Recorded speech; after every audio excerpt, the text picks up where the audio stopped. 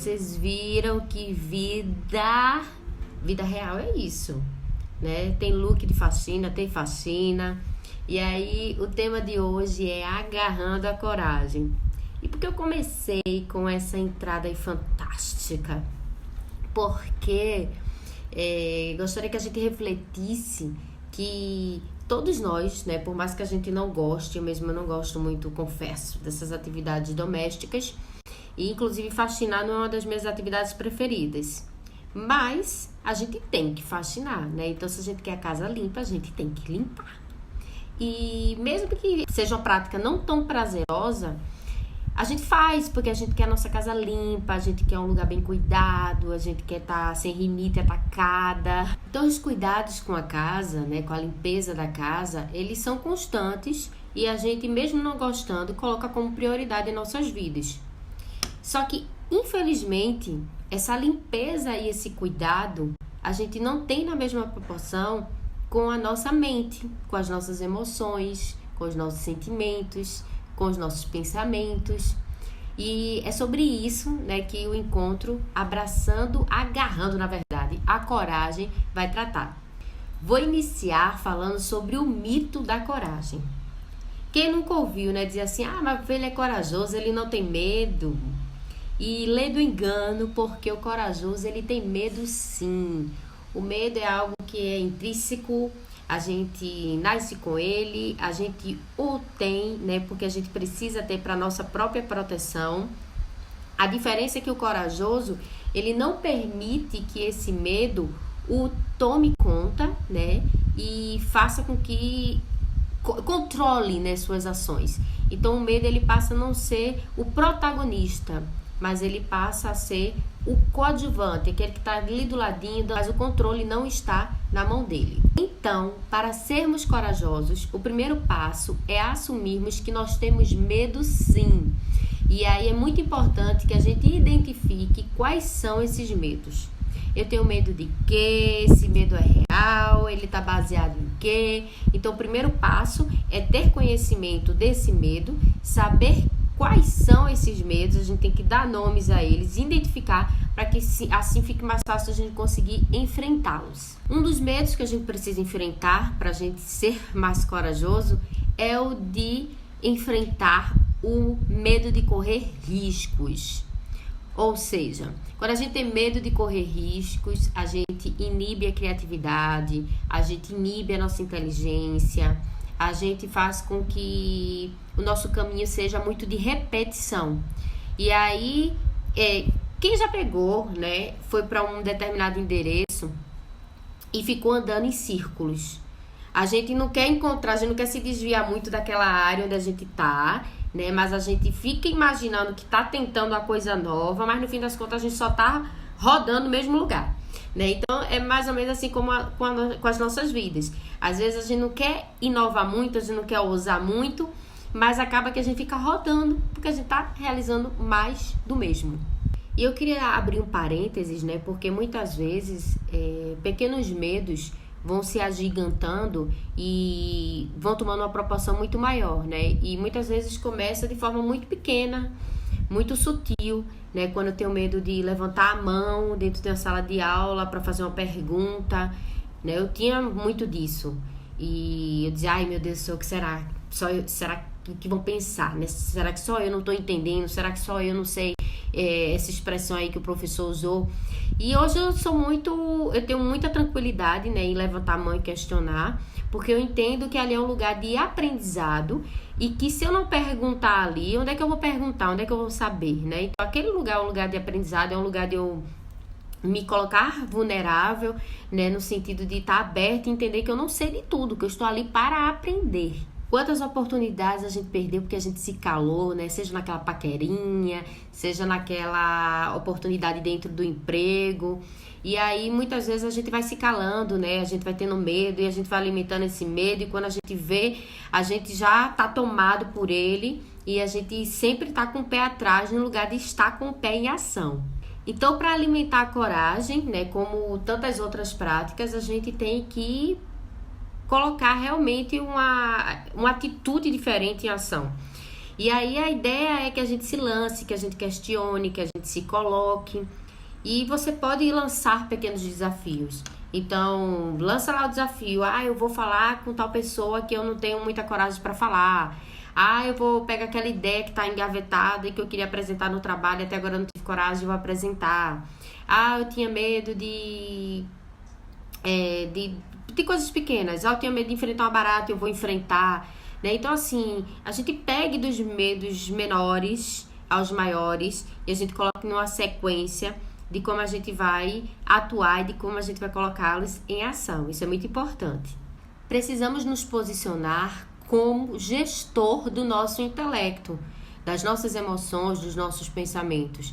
E aí a gente tem que ter esse controle sobre a autodeterminação, a gente tem que ter esse controle sobre as nossas decisões.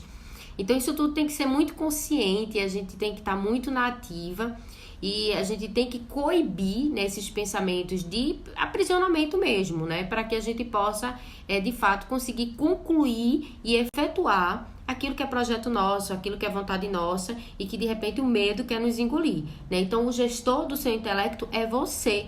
Você manda, você controla, você dirige, você tem que assumir esse papel. Eu preciso treinar, né, meu intelecto, meu eu, para que o meu imaginário, ele trabalhe a meu favor. Então, meu imaginário não pode estar trabalhando contra mim. Quando eu vou, voltando lá para meu exemplo da faxina, a gente tem todo um planejamento e eu controlo o meu corpo, né? Quando eu pego o aspirador, eu levo para a direita, eu levo para a esquerda, eu levo para a sala, eu levo para o quarto, eu tenho toda essa condução.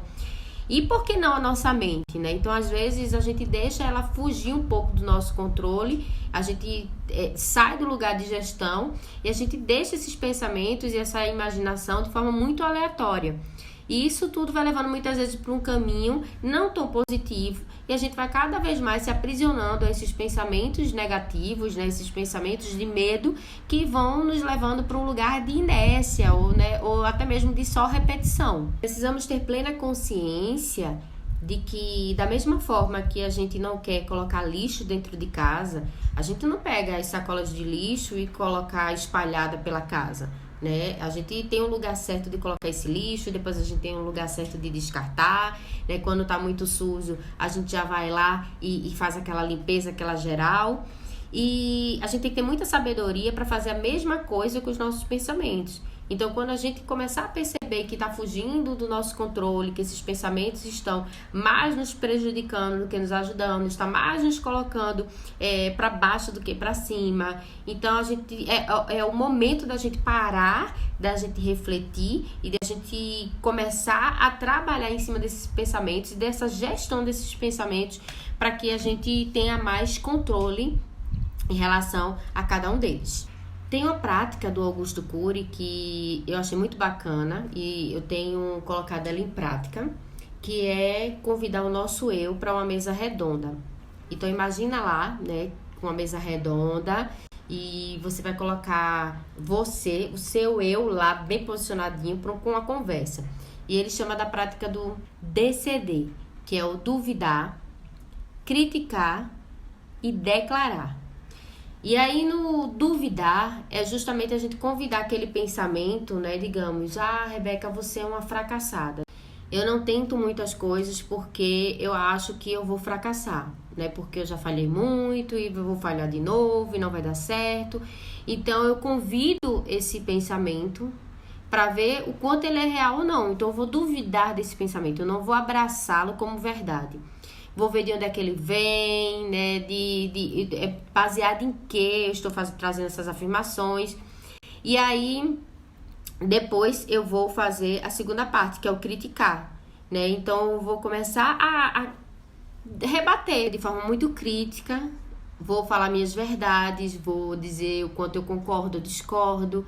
Eu vou começar a criticar esse pensamento e não só dizer, tá bom, é isso mesmo e beleza.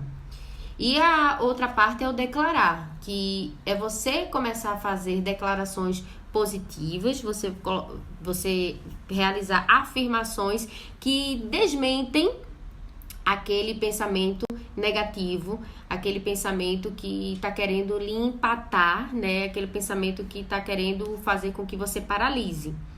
Então, todo pensamento que de alguma forma lhe prejudicar bastante, tirar sua coragem, né, bloquear sua mente em determinados aspectos com medo, ansiedade demais, você convide o seu eu gestor para entrar em ação, coloque nessa mesa redonda e pratique o duvidar, o criticar e o declarar. E para finalizar, eu queria trazer um acontecimento aqui que eu vivenciei aqui em casa para poder mostrar como na prática muitas vezes acontece em nossa mente. Então deu uma peste de formiga e aí a gente foi comprar um daqueles venenos que as formigas comem, quando elas voltam lá pro cantinho delas acaba infectando as demais e mata todas, né? Muitas vezes acontece isso com a nossa mente. Pequenos pensamentos negativos, de forma bem pontual, vai tomando espaço em uma proporção, né? A gente vai deixando entrar na nossa mente, a gente vai alimentando e quando a gente vê, tá empestado de formiguinha que não presta, comendo o nosso juízo, colocando medo, ansiedade e tudo que nos paralisa e nos tira do eixo. Então, muitas vezes, a gente não precisa atacar aquele lugar central onde estão as formigas para matá-las. São pouquinhas que a gente vai dar o veneninho e quando ela chega lá, toma conta das outras. Como os nossos... Mas tem notícia boa! Do mesmo jeito que os pensamentos negativos vão lá e tomam esse espaço que eu falei, os pensamentos positivos também. Então, resta a cada um de nós nos policiarmos para que essa demanda de pensamentos positivos, essa demanda de gasto de energia, né, para nos colocar para cima, para nos fortalecer, para nos estimular, né, a ir lá e fazer acontecer, seja bem maior do que esses pensamentos negativos, aqueles pensamentos de medo, aqueles pensamentos de ansiedade e que no lugar de nos colocar avante, né, nos paralisa. Então, para a gente abraçar a coragem, a gente precisa se despir, precisa chamar o gestor do nosso eu para entrar em ação. E aqui embaixo eu vou colocar algumas dicas de forma bem resumida e sucinta para que vocês possam colocar em prática a fim de potencializar a nossa coragem.